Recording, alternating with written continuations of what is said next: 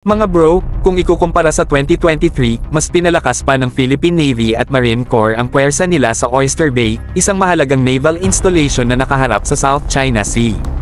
As of today, 6 na marine fast boats, 2 cyclone patrol ships, 2 Acero gunboats, 2 contracted civilian vessels, at 1 freighter ang makikita roon.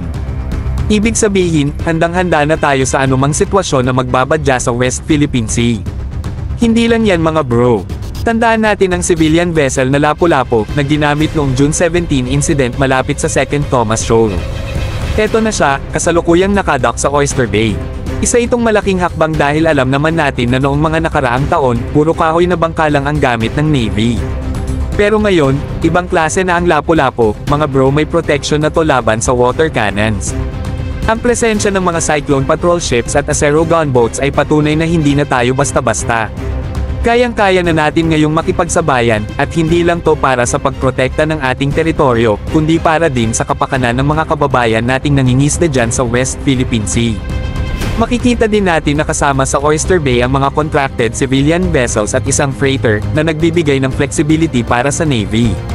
Hindi lang mga military vessels ang pwedeng gamitin para sa iba't ibang logistical needs, kundi pati na rin ang mga private assets. Ibig sabihin, efficient and adaptable tayo pagdating sa operasyon.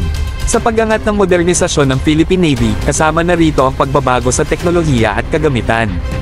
From wooden boats to reinforced vessels na may water cannon protection, hindi na tayo papayag na mabuli ng sinumang bansa sa mga karagatan natin.